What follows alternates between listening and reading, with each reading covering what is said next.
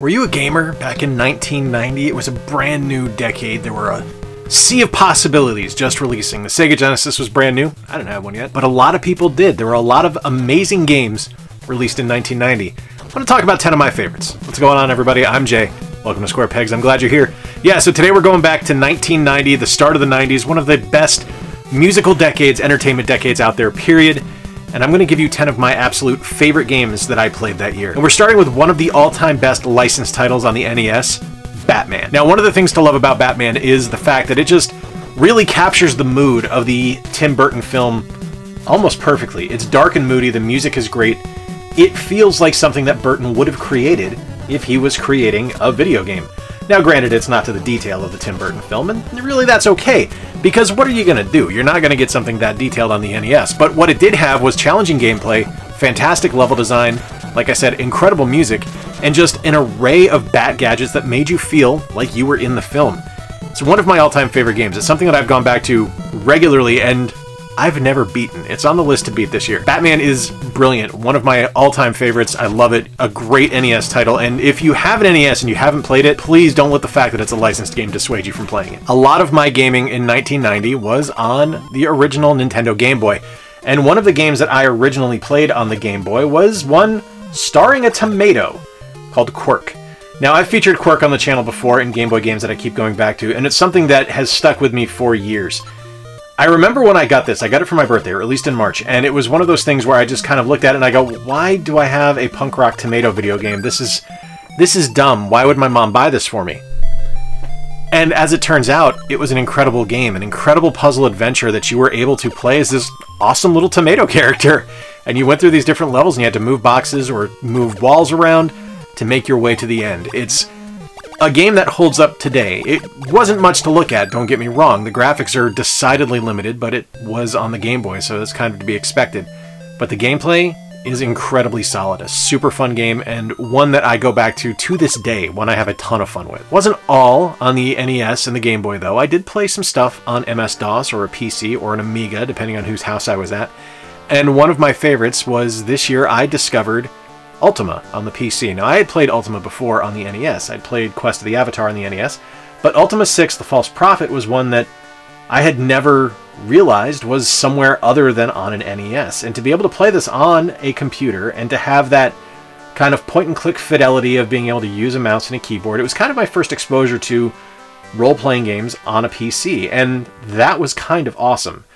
It still holds up to this day. All of the classic Ultima games are still fun. I love the attention to detail with the Ultima games of giving you, I don't want to call it the illusion of choice, because the choices matter at the start of the game, where you're answering questions kind of based on your personality, and that sets you to what class you're going to be, whether it's humility or courage or piousness, things like that. I think they call it something else, spirituality. I think that's what they call it in Ultima, but it was really kind of eye-opening to me to see this kind of level of detail that went into character creation and setting the stage for what the game could be. I love the Ultima series, and it all started really for me on a computer here. Now, this is where I exclusively play them now. I've got all of them on GOG, but it was here where it started. Back to the NES, though, and back to licensed games, and one of my all-time favorites was from one of my favorite cartoons, and that was Chip and Dale's Rescue Rangers. Now, I loved Rescue Rangers. It was one of my favorite cartoons. I think I may have actually liked it more than DuckTales. I thought it was that strong of a series.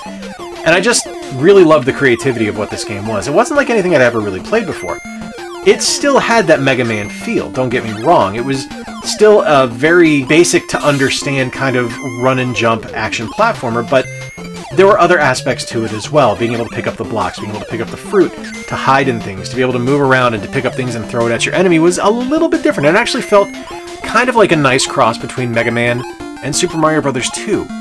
Not exact, mind you. I mean, it wasn't exactly the same thing. But to me, in my weird little brain back then, that's kind of what it felt like. And to this day, it still kind of feels that way. I loved this game. I actually prefer the sequel, but the sequel is a lot of money, and I don't own it anymore. I owned it when I was a kid, but I don't have it anymore. But it's one of those games that I can still go back to the original, still go back to it, and have a ton of fun with it. And this was like Capcom at their best, was this peak Disney afternoon stuff that just still sings to this day. Now, while I am a big fan of sports games, I am not a huge football fan, and I wasn't a huge football fan back then, but one of my favorite games to play on my NES was NES Play Action Football. Now, by today's standards, it's nothing. It's a joke of a game. It's incredibly simplistic. It's not much to look at. The gameplay is not challenging or even, dare I say it, terribly fun. I do still love Super Play Action Football, but there was just something about the way that the field was angled and the way that the game played that I just loved and I kept going back to. It was a different kind of sports game. It was still fun. It was still exciting. It was still great. And I really enjoyed this multiplayer. I think, gosh, I haven't thought about this kid in decades now, but I think his name was Sean. I used to go over his house and play over there, and I just had a ton of fun with it. And it's one of those games that to this day is still enjoyable. All right, back to the Game Boy now. And this was one that I remember getting, and I don't remember what the occasion was, but I remember getting it and thinking, well, it's kind of an odd little character there to have on the cover, and it's Gargoyle's Quest. Now, by today's measure, Gargoyle's Quest is a classic. It's something that people remember fondly, people really enjoyed. And it was one that, when I got it, like I said, I was kind of curious about, because it wasn't anything that I remember seeing in Nintendo Power or really reading about in Nintendo Power. I kind of ignored games that didn't immediately grab me, like Mega Man or Mario or things like that in a magazine, but I played it and I loved it. And it's something that, to this day, is still really fun to play. Now, sequels are better, don't get me wrong. You know, obviously the one on the NES is a significantly better game, but Gargoyle's Quest was still great. It was still a well-designed title and still a lot of fun to play to this day. All right, we got a kind of a murderer's row to close things out here with the final four, but I don't want to talk about Mega Man last, but it's the NES era. I am going to be talking about Mega Man, and this, of course, is Mega Man 3. Mega Man 3 is spectacular, don't get me wrong. You can't go wrong with either Mega Man 3 or Mega Man 2. They're both incredible games. They're both fantastic and fun to play and wonderfully designed and have some of the most creative levels, creative bosses, and fantastic music that the series has ever seen. It is really 1A and 1B for me as to which one I prefer most. Mega Man 2 typically comes out on top, but there's nothing wrong at all with Mega Man 3. It's a fantastic game. There are so many memorable weapons, so many memorable levels, so many fantastic music tracks in this game that you can't help but love it. It's something that holds up perfectly well to this day. It is magnificent. Back now to the Game Boy for the final entry on the Game Boy on this list, and this is a licensed game that is near and dear to my heart, something I still play today. It's typically the first game of the year I beat because I'll toss it in the Game Boy and start things up right away, and that is Teenage Mutant Ninja Turtles: Fall of the Foot Clan. Now, by today's standards, this is an incredibly simple game. It does not do much. It is a very basic left-to-right scrolling platformer where you jump, you attack, and you move on. But that doesn't really matter because the game is just magnificent. It's so much fun. It captures the spirit of the animated series beautifully well, and I really think this has a fantastic soundtrack too, which is unusual to say about a Game Boy game because things were so limited on the Game Boy, but this game sounds, looks, and plays just like a Ninja Turtles game should, and that's something that should be really commended because it's a magnificent game. Last two, somewhat related, in setting, if not necessarily in spirit. We're going to go PC first, and then we'll go back to the NES, because these are kind of two of my favorite games of all time. And first up on a computer, I keep saying PC, you know what I mean, DOS, Amiga, whatever. But first up on a computer is The Secret of Monkey Island. There was something just ridiculously transcendent about The Secret of Monkey Island. I had played point-and-click adventure games before. I featured Indiana Jones and the Last Crusade in my 1989 video. Link on screen on the card right now. And it was one that I enjoyed, but that didn't become a love affair until The Secret of Monkey Island. The humor, the style, the incredible music, the fantastic gameplay, the beautiful look. This game had everything to me. It was a perfect game from top to bottom, and there was nothing about it I disliked. To this day, it is the benchmark of what a point-and-click adventure should be. It's magnificent, it's beautiful, it's gorgeous, it's wonderful. It is nearly perfect in every single way. The Dial-A-Pirate feature, the ability to get into the game via a paper DRM, is still something that I look at fondly to this day.